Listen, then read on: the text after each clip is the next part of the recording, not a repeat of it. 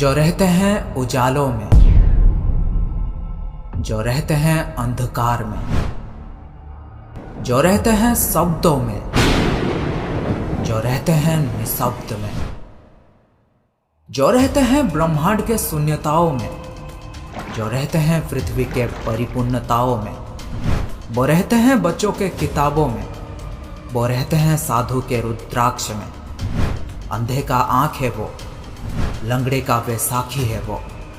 जन्म मृत्यु जीवन यौवन सूर्य चंद्र ग्रह नक्षत्र, इस संसार के जीवन मृत्यु चक्र में सदा सर्वदा वो ही विद्यमान है जो है जगत के नाथ प्रभु श्री जगन्नाथ। दोस्तों, ओडिशा अपने जगन्नाथ मंदिर को लेकर पूरी दुनिया में प्रसिद्ध है। हर साल लाखों करोड़ों संख्या में श्रद्धालु यहाँ आते हैं। पर क्या आपको पता है पुरी में जगन्नाथ संस्कृति कैसे शुरू हुआ, उसके पीछे की कहानी क्या थी और क्या है ब्रह्म पदार्थ जो प्रभु जगन्नाथ को जीवित रखता है? जानने के लिए इस वीडियो को बिल्कुल अंत तक देखना। कहा जाता है कि मध्य भारत में इंद्रद्युम्न नाम के एक राजा रहते थे। उनके राजधानी का नाम था अवंती और वे भगवान विष्णु के बहुत बड़े भक्त थे और हमेशा भगवान विष्णु के दर्शन के लिए इच्छुक रहते थे। एक बार एक ऋषि घूमते हुए उनके महल में आ पहुंचे और कहने लगे, राजन, ओडिशा में भगवान विष्णु के भव्य रूप नीलमाधव को पूजा जाता है, लेकिन वो जगह ओडिशा के कौन से हिस्से में है ये आपको पता लगाना पड़ेगा। ये बात सुनते ही राजा इंद्रद्युम्न अत्यंत आनंदित हो उठे और तुरंत महल के मुख्य पुजारी के भाई विद्यापति को आदेश दिया कि वे ओडिशा जाकर नीलमाधव की खोज करें। राजा के आदेश अनुसार विद्यापति ओडिशा भ्रमण करने निकल पड़े। बड़े ही लंबी यात्रा के बाद जब विद्यापति ओडिशा पहुंचे तब उन्हें कुछ गुप्तचरों के माध्यम से पता चलता है कि सबरों के मुखिया विश्ववासु एक गुप्त गुफा के अंदर नीलमाधव की पूजा करते हैं।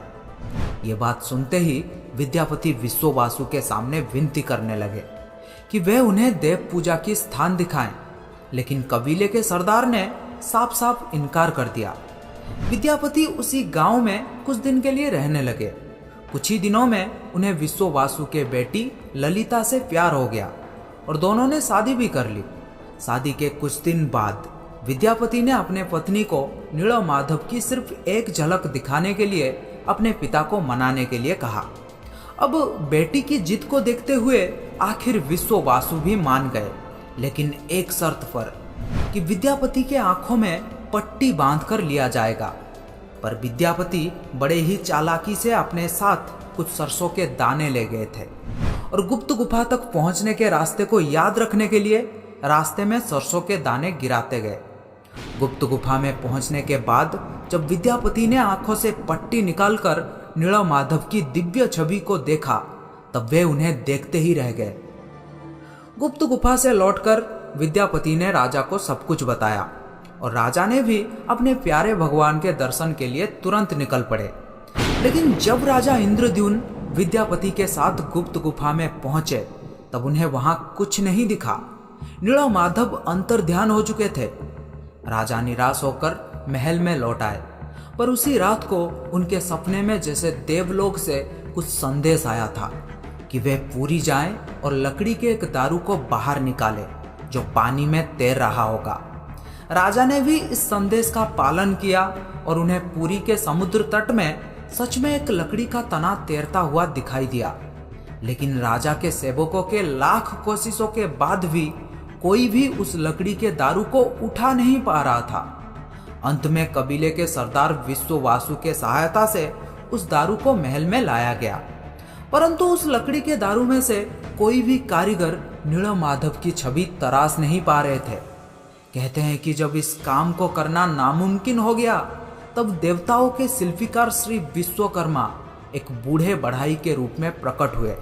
उन्होंने राजा को भरोसा दिलाया कि वे मूर्ति निर्माण कर सकते हैं, लेकिन कुछ शर्त पर कि वे भगवान विष्णु के मूर्ति को 21 दिन में बनाएंगे और अकेले ही बनाएंगे और कोई भी उनके काम में बाधा ना डाले। राजा ने ये सभी शर्त मान लिया लोगों को सिर्फ आरी, छेनी और हथौड़ी इत्यादि की आवाजें सुनाई देती थी। लेकिन 15 दिन बाद जब रानी को कोई भी शब्द सुनाई नहीं दिया तब वे घबरा गए।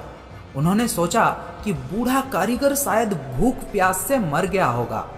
इसीलिए रानी गुंडीचा ने दरवाजा खोलने के लिए राजा के सामने जिद किया। आखिर में दरवाजा खोला गया और राजा ने देखा कि वो बूढ़ा कारीगर जैसे गायब हो गया है और अपने पीछे आधा बना 3 मूर्ति छोड़ गया है, जो आज प्रभु जगन्नाथ, बड़े भाई बलभद्र और छोटी बहन सुभद्रा के रूप में पुरी के श्री मंदिर में पूजे जाते हैं। आपने देखा होगा जगन्नाथ के हाथ पैर आधा बना हुआ है, जिसका कारण यही बताया जाता है। कहते हैं कि द्वापर युग में कृष्ण की लीला एक सबर के हाथों समाप्त हुई थी और कलयुग में नीलमाधव की यात्रा शुरू हुई थी और एक सबर विश्ववासु के हाथों। दोस्तों, क्या आपको पता है प्रभु जगन्नाथ को भी बुखार होता है, उनको भी दवाई दिया जाता है। कभी कभी ठीक हो जाते हैं पर कभी कभी नहीं। उनका पुनर्जन्म होता है जिसे कहा जाता है नब्बो कलेबरो, जो हर 8 साल, 12 साल या 19 साल में एक बार होता है। इन दिनों ओडिशा सरकार पुरी में अंधकार का ऐलान करते हैं और कुछ खास पुजारी आंखों में लाल कपड़ा और हाथों में लाल कपड़ा बांधकर पुरानी मूर्ति से कुछ रहस्यमयी चीज को निकालकर नई मूर्ति में लगा देते हैं, जिसे कहा जाता है ब्रह्म पदार्थ। ब्रह्म जो जीवन का प्रमाण देता है। जैसे प्रत्येक मनुष्य के शरीर में आत्मा होते हैं, उसी प्रकार प्रभु जगन्नाथ के शरीर में रहता है ब्रह्म या परमात्मा।